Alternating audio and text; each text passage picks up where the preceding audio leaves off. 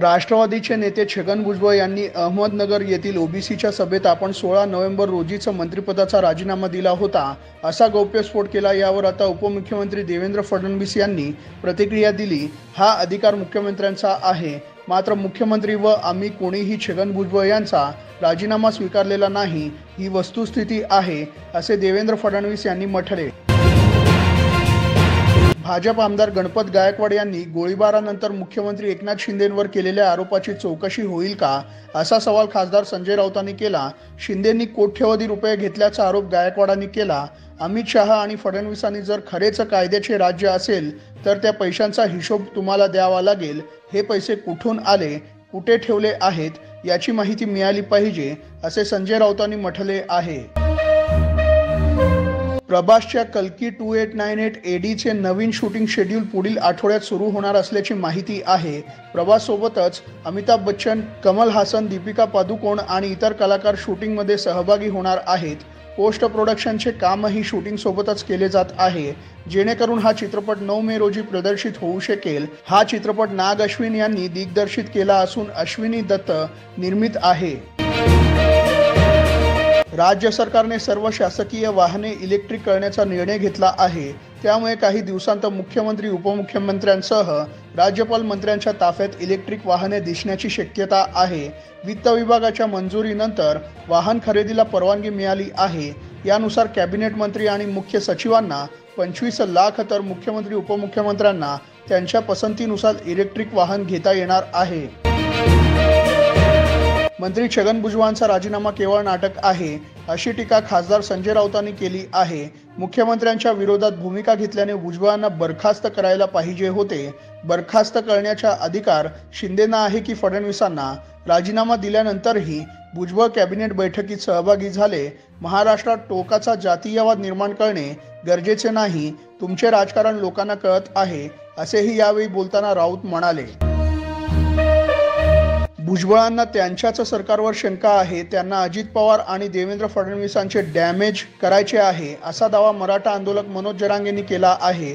भुजबळ ज्या पक्षात जातात तो पक्ष संपवतात।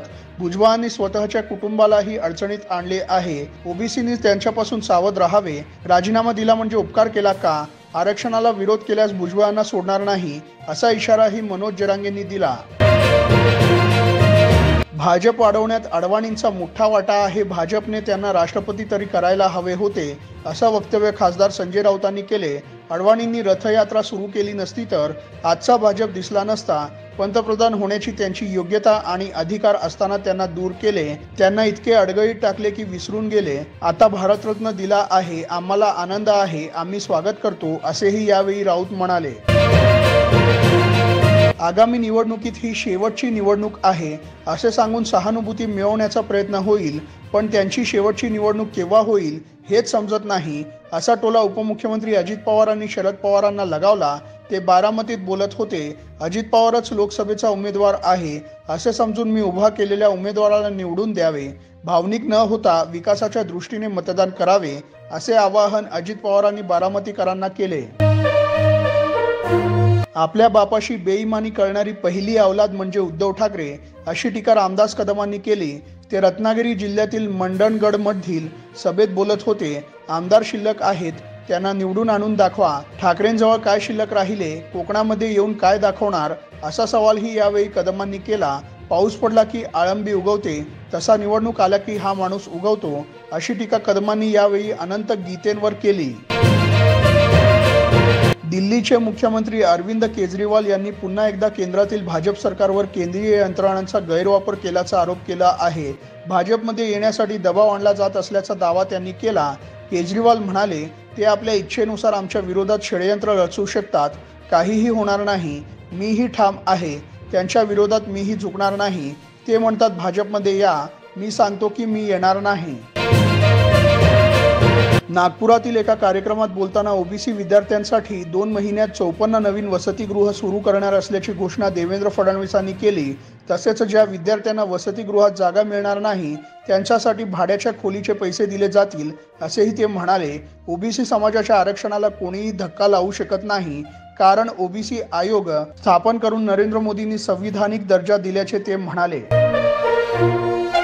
समाजवादी पक्षाचे अध्यक्ष अखिलेश यादव यांना राहुल गांधींच्या भारत जोडो न्याय यात्रेला उपस्थित राहण्याबाबत विचारण्यात आले तेव्हा ते म्हणाले, समस्या अशी आहे की अनेक मोठे कार्यक्रम आहेत, आम्हाला आमंत्रणेही मिळत नाहीत, मग आम्ही स्वतःहून आमंत्रणे का मागायची. अखिलेश यादव यांना अयोध्येत दर्शनासाठी जाण्याबाबत प्रश्न विचारला असता ते म्हणाले, सगळं काही वेळेवर होतं, जेव्हा देव बोलवेल तेव्हा आम्ही जाऊ. शरद पवार गटाचे नेते जितेंद्र आव्हाडांनी अजित पवार यांचा चांगलाच समाचार घेतला. एखाद्या माणसाच्या मृत्यूची प्रार्थना करणं कितपत योग्य आहे. काकाच्या मृत्यूची वाट बघतोय. शरद पवार अजरामर राहतील, त्यांचं योगदान अजरामर राहील. शरद पवार कधी मरतील याची तुम्ही वाट बघता. अजित पवार यांनी आज हद्द ओलांडली असे आव्हाड म्हणाले. शेवटची निवडणूक आहे असं भावनिक आवाहन केलं जाईल असे अजित पवार म्हणाले होते. इंग्लंड विरुद्धच्या दुसऱ्या कसोटी सामन्याच्या दुसऱ्या डावात भारताच्या शुभमन गिलने शानदार शतक ठोकले. त्याच्या या खेळीवर सचिन तेंडुलकरही खुश झाला आहे. सचिनने ट्विट करत त्याचे कौतुक केले. शुभमन गिलची ही खेळी कौशल्याने परिपूर्ण होती. 100 पूर्ण केल्याबद्दल अभिनंदन असे सचिनने ट्विट केले. सोबत शुभमनचा एक फोटोही शेअर केला. दरम्यान या ट्विटवर चाहत्यांनी गमतीशीर प्रतिक्रिया दिल्या. आगामी बारामती लोकसभा निवडणुकीसाठी सुनेत्रा पवारांचे नाव चर्चेत आहे. आता बारामतीतील अजित पवारांच्या सभेत एका कार्यकर्त्याने सुनेत्रा पवारांना लोकसभेची उमेदवारी देण्याची मागणी केली.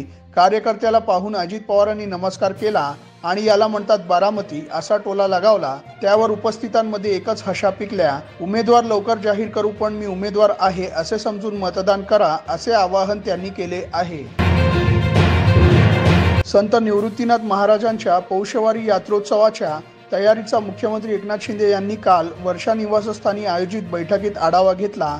संत परंपरेतील अध्यापीठ असलेल्या संत निवृत्तीनाथ महाराजांच्या पौषवारी यात्रोत्सवात येणाऱ्या भाविकांना विविध सोयी सुविधा देण्यासाठी संत निवृत्तीनाथ समाधी संस्थानाला यापुढे कायमस्वरूपी निधी उपलब्ध करून देण्याची घोषणा मुख्यमंत्री शिंदेंनी केली. रिलायन्स इंडस्ट्रीज आणि वॉल्ट डिझनी यांचे विलिनीकरण होणार असल्याची दाट शक्यता आहे. कारण दोन्ही कंपन्यांची बोलणी अंतिम टप्प्यात पोहोचली असून स्टार इंडिया आणि वायकॉम 18च्या या विलिनीकरणात 100हून अधिक टीव्ही चॅनल आणि 2 स्ट्रीमिंग प्लॅटफॉर्मचा समावेश होणार असल्याचे बोलले जात आहे. संबंधित करारानुसार स्टार वायकॉम 18 मध्ये रिलायन्सचा वाटा 51% आहे, तर डिझनीमध्ये 40% पोहोचेल. अयोध्येत रामलल्लांची प्राणप्रतिष्ठा पार पडल्यानंतर येथे भाविकांची गर्दी उसळत आहे. त्यातच येथे देणगीचाही पाऊस पडताना दिसत आहे. 22 जानेवारी ते 1 फेब्रुवारी या कालावधीत राम मंदिरात असलेल्या दानपेट्यांमध्ये रामभक्तांकडून 8 कोटी रुपयांहून अधिक दान जमा झाले आहे, तर सुमारे 3,50,00,000 रुपये ऑनलाईन प्राप्त झाले आहेत. दानपेटीत रामभक्त एवढे दान देत आहेत त्याची मोजणी करण्यासाठी 14 जण तैनात करण्यात आले आहेत. भारतीय क्रिकेट संघाचा माजी खेळाडू इरफान पठाणच्या लग्नाचा काल 8वा वाढदिवस होता. त्या निमित्ताने त्याने आपल्या पत्नीचा पहिल्यांदाच सोशल मीडियावर चेहरा दाखवला आहे. या आधीच्या फोटोंमध्ये अनेकदा त्याची पत्नी सफा बेग ही बुरख्यामध्ये असायची किंवा हाताने चेहरा झाकलेला असायचा. सोशल मीडियावर चाहते नेहमीच इरफानच्या पत्नीचा चेहरा पाहण्यासाठी विनंती करत असे. त्यांची इच्छा काल इरफानने पूर्ण केली. आगामी लोकसभा निवडणुकीच्या पार्श्वभूमीवर भाजपने मिशन अयोध्या हाती घेतले असून या अंतर्गत नागरिकांना अयोध्येतील राम मंदिराचे मोफत दर्शन घडवण्यात येणार आहे. यासाठी आमदार खासदारांना टार्गेट देण्यात आले आहे. प्रत्येक आमदाराने त्याच्या मतदारसंघातील 5,000 तर खासदाराने 20,000 लोकांना दर्शनासाठी न्यायचे आहे. यासाठी विशेष रेल्वेचे बुकिंग केले जात आहे. यासाठी भाजपकडून जोरदार तयारी सुरू आहे.